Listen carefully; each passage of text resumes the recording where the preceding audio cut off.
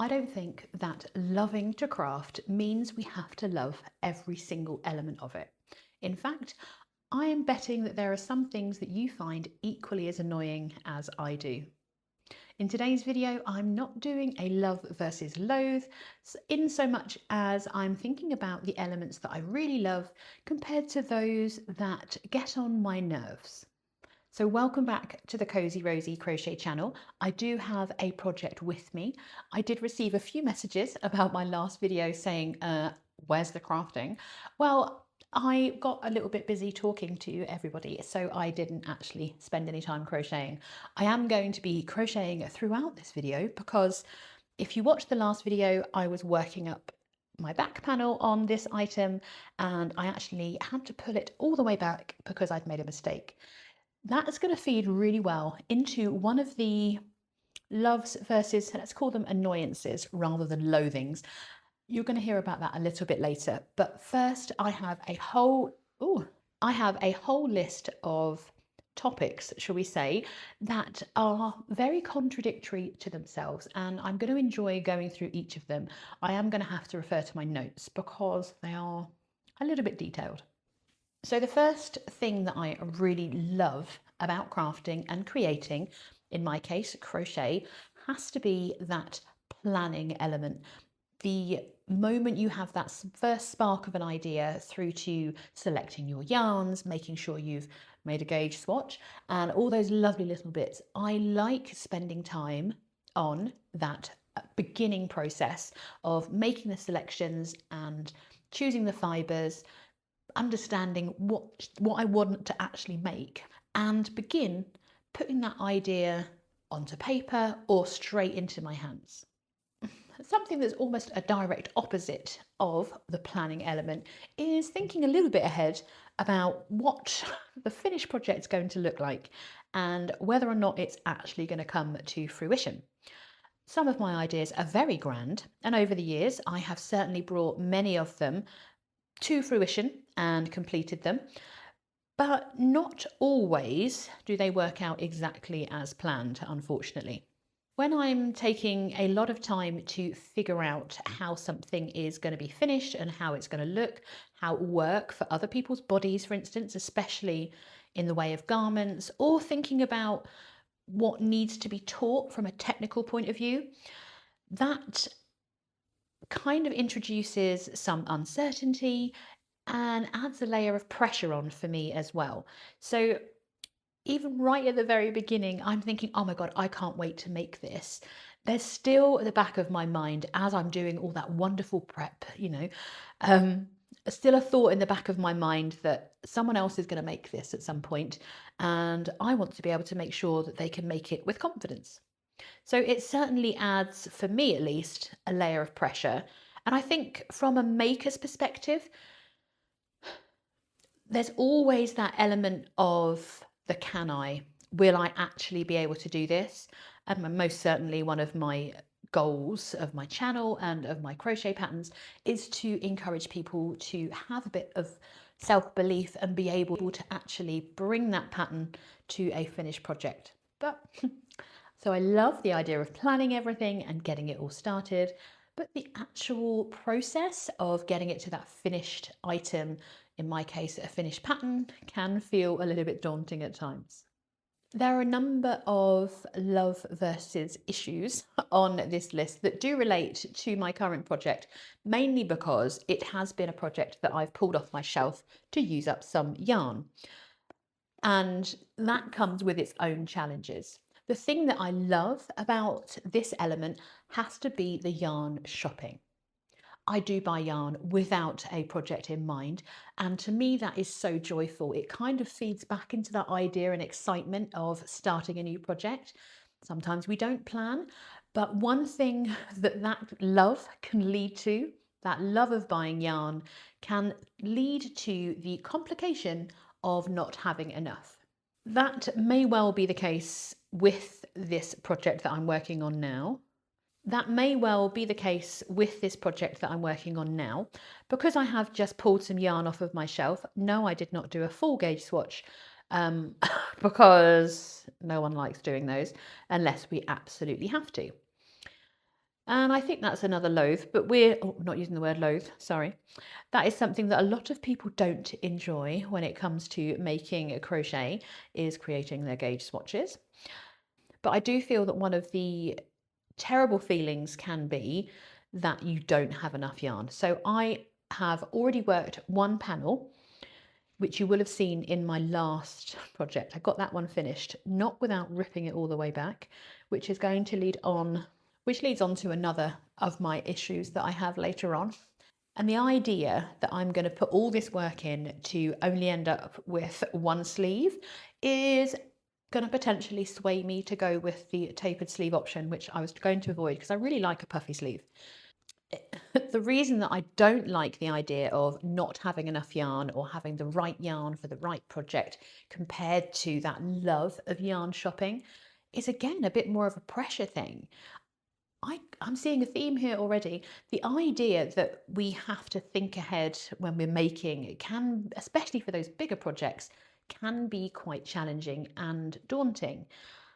I want to acknowledge that it's something that I have dealt with a number of times and is usually why I end up with a larger whip pile than I want, because I get halfway through and I am certain I'm not going to have enough yarn. It gets put to one side.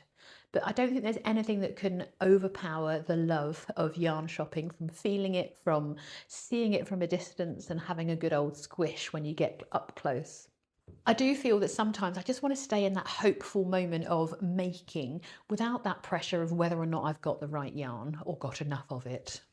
Another love that I have written down is most certainly the love of starting a new project. Again, I think it feeds on from that planning, the yarn buying, and the excitement of starting something new just feeds in so well to that. But I also think that the length of a project can have an impact on that as well. We don't always know how long a project is going to take us to complete, and the idea that in my head I always crochet faster, and that's a problem. So I think for this one I have to say that I really love starting something new, but I don't love the idea of sticking with a project for longer than 4 weeks, which is ridiculous, isn't it? Because it's 4 weeks is a long time to work with one yarn, with one crochet hook in my hand.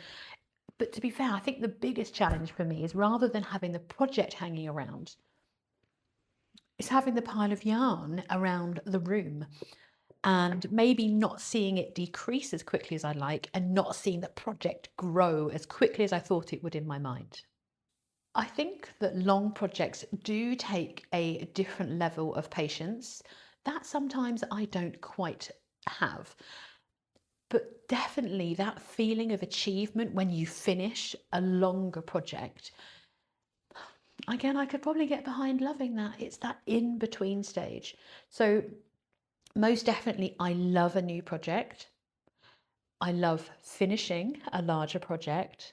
I just don't necessarily always love the in between bit of the constant working on the same thing. I'm making myself chuckle because the next thing I've written down is almost a contradiction to what I've just said. Because something I love doing is having a project like this that has a very repetitive stitch pattern. I like to not have to concentrate too much on a project so that the stitches are just kind of flowing from my hands and my hook knows what it's doing before I've even done it. And I do like a repetitive natured pattern in a blanket or, things like that, where I'm just ticking off those rows when I have a longer period of time to crochet. Just tick, tick, tick, stitch, stitch, stitch, whack on an easy to watch film or TV program. What am I watching at the moment? I'm currently re-watching Nurse Jackie. It's easy watching. And I do like to give myself the whole afternoon or whole day to just sit down and work on a pattern without having to think too much, without having to count too much. And the problem with that is that something goes wrong. I've already made a few mistakes on this as I'm sitting here chatting with you, but I don't mind frogging so much. unless it was as much as I had to do last week. So I took my back panel for this sweater, actually that's the front panel, all the way back to almost that much left, and I'd almost finished it. So frogging like 20 to 40 rows is kind of my limit, mainly because, again, you've got all that yarn sitting around. I don't like moving it once I've pulled it back because it's going to get tangled, it's going to get knotty, and it creates its own issues. But then once again, pressure, it's making me sit down and do the work, and then it's not quite as enjoyable.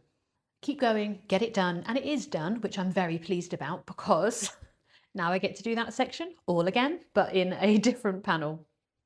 I think it is definitely important that even though I love making those familiar stitches, and of course no one really likes making mistakes, it is part of the process that we do learn to love, because again it gives us that sense of achievement as we move through that we've overcome a challenge.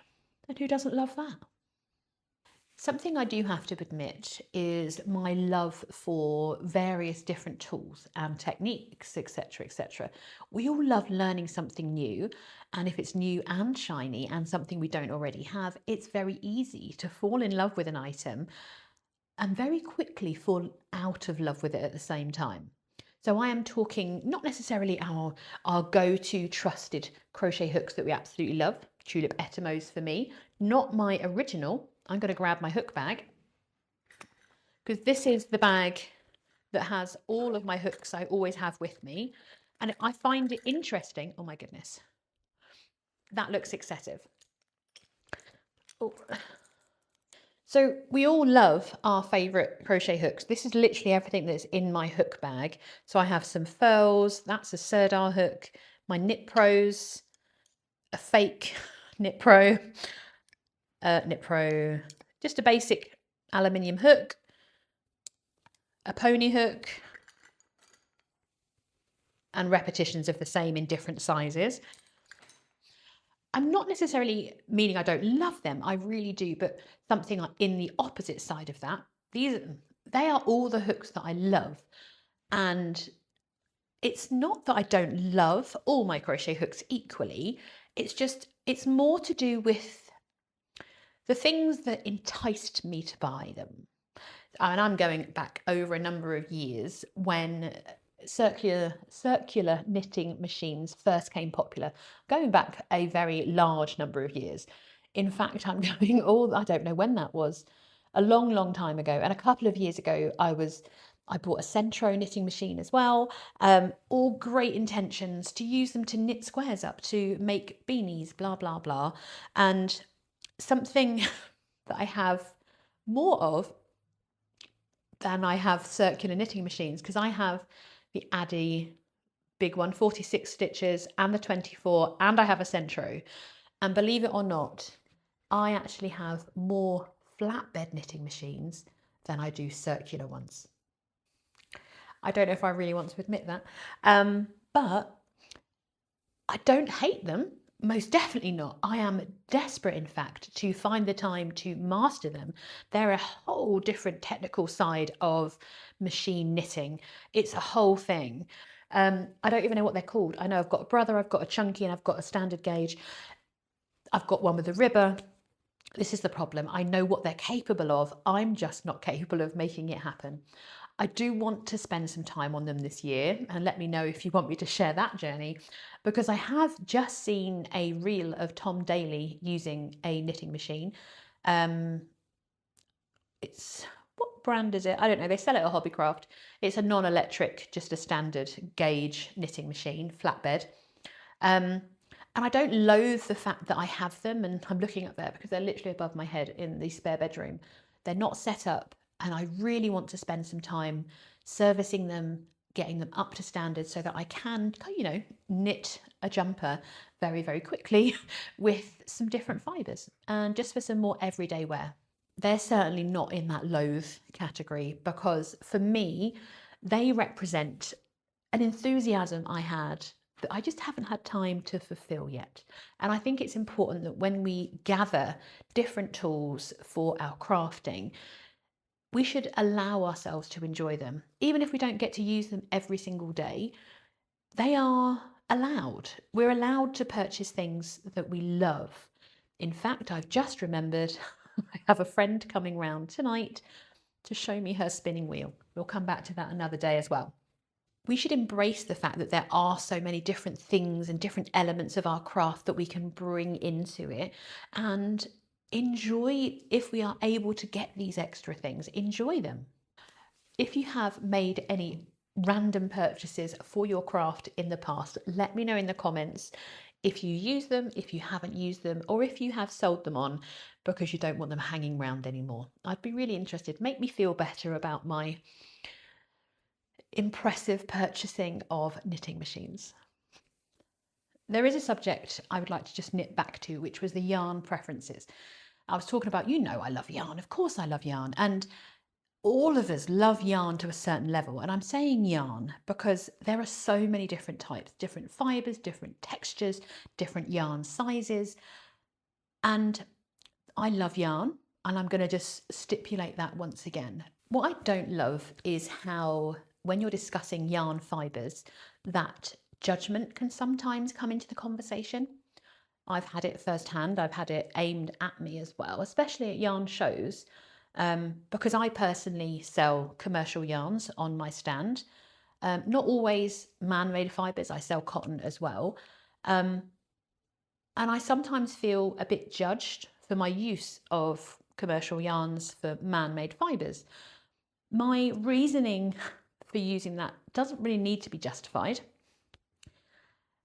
Not everyone's pockets are as deep as everybody else's, and I crochet a lot. So from a value point of view, I don't always have the finances available to always purchase animal fibre, to always purchase non-commercial yarn. That's the truth of the matter.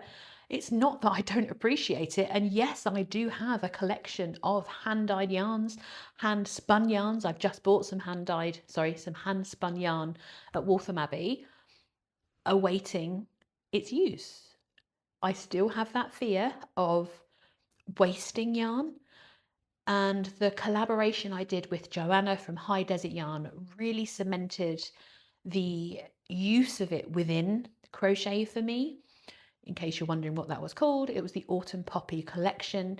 There were 6 different designs that we made. We made 3 each utilising 2 different forms of hand-dyed yarn. And my goodness, those projects are stunning, and they are still in amazing condition because they were made with 100% merino superwash. So they wash well, blah, blah, blah. From an ease of living point of view, I sometimes choose acrylic over another fibre because it's easy care. Not all animal fibres are easy care. I have been known to hand wash my crocheted garments because I don't want them to pill or go bobbly, but that's not something I can do with everything, if that makes sense. God, I'd have stuff drying all over the place. But I do sometimes feel there is a pressure for us to always be upgrading the fibres that we're using in our projects. And as someone who has been purchasing commercial yarn and handmade fibres for some time, my stash majority of it is commercial yarn. It is handmade fibres, and I'm not going to throw them away. I'm going to use them. If the yarn fits my hands, it fits my budget, I'm going to be using it. And I hope that you never feel any judgment from me with regards to what fibres you choose to make your projects in. Crafting is not an exclusive activity. There is something for everybody, and in my world, every single person is welcome, whatever fibre you use. I have been thinking a lot about this before, and I've had requests for it because a couple of years ago I started a yarn fibre series, and I'm definitely going to have to revisit that again to reflect more on some of the other fibre options that are available. Maybe I will be transformed into someone who, no, I won't. I won't ever be transformed into exclusively making with animal fibres. But my goodness, I'm going to enjoy everything I make, regardless of what fibre it's made with. So something I've talked about a lot is another thing. It's weird talking about how much I love things. I love making. I hope you know that, and nothing really gets in the way. There's always something on my hook. It's very rare that there isn't. But something that can add an undue pressure to my hook is a deadline. Now, I do work to self-imposed deadlines basing on the fact that, I need to release a pattern within a certain number of weeks, or I need to get a pattern test out so that I can reach that deadline. But the idea of making for others is something I do not find joyful. And that makes me feel like a very bad person, but I think it throws back to when I used to make to sell my finished items. It added that layer of pressure and took away so much enjoyment from the creative process that it just, even now, however, 6 years on since I've stopped selling my finished projects, I still don't enjoy making for others. And I'm not sure I ever will. Again, there's a bit of guilt around that because I love the idea of gifting for people that I love. And if I do make something for someone, I hope they understand how much love has gone into that, because it is not something I enjoy doing. I do have a friend who, when I sold my finished project, she bought a load of them, and she most recently sent me a picture of something I made 8 or 9 years ago at least, and she's still wearing it. It still looks phenomenal, and it was a wonderful feeling to see her wearing that. I've talked about this before, but I had one of my very first patterns that I released of my own, just very simple, cinched in headband, and the finished project was a bestseller on Etsy. And over a 3-month period, I sold, I think it was 400 of this headband. Now, they don't take long to make, so it wasn't a time issue. It was more the fact I had to make the same thing 300 to 400 times over a very short period of time. That's the main reason I will not sell my finished projects, because I can't deal with that repetitiveness. Anywho, so yes, I will always love making. Unfortunately, for those around me, I don't love making for others. So you're unlikely to get a handmade gift from me if you are watching this and you know me personally. I've mentioned before about my self-imposed deadlines, and the reason that I am not a great one for making things incredibly quickly or rushing to get them done is exactly that. It's always the same. It's the pressure. I think making under pressure takes away so much pleasure from the joy of crafting. I love the repetitive nature of crocheting, working similar stitches all the way along a row and watching that project grow is a joyful moment for me. Ticking off the rows that I've completed. I do like a tally. And I always have a pen close by to mark off when I've done a repeat or when I've reached that section of the pattern. But if I feel like I have to rush, I end up making more mistakes. I end up not enjoying the process anywhere near as much. And it's actually talking to you about this is making me realize how much I dislike the pressure.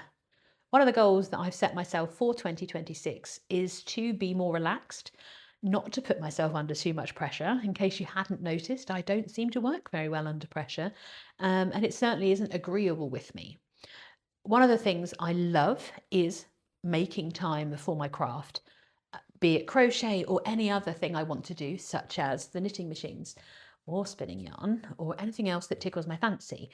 What I struggle with, and I am going to say loathe, is finding the time. Time seems to be this thing that we either have none of or too much of. That probably doesn't really make much sense to you, but I think because I enjoy making and that repetitive nature of the same stitches, sitting down and watching rubbish on TV while I'm creating something beautiful, I almost feel a sense of resentment when I am unable to do that. And I understand, I have commitments. I still have to do washing. I can hear my washing machine beeping at me. I still have to hoover occasionally. And you see that meme going around where some of the best time spent is not with your hoover, it's with your hook. Maybe that's not a meme and I need to make that. It's just my own kind of translation of that.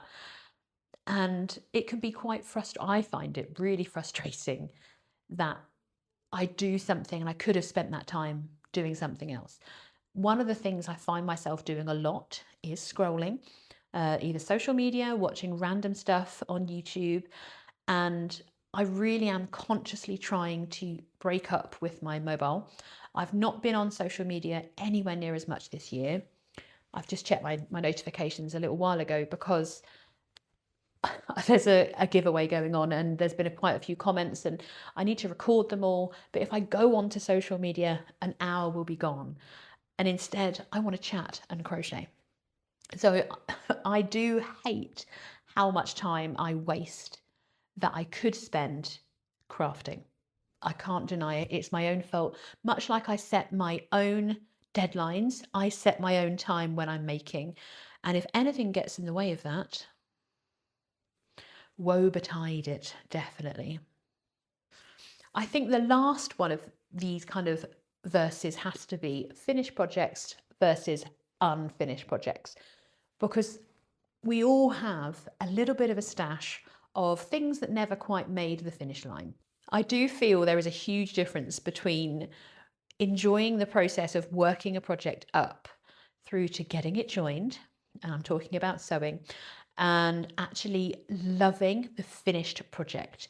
That feeling of seeing the finished item is quite something, isn't it?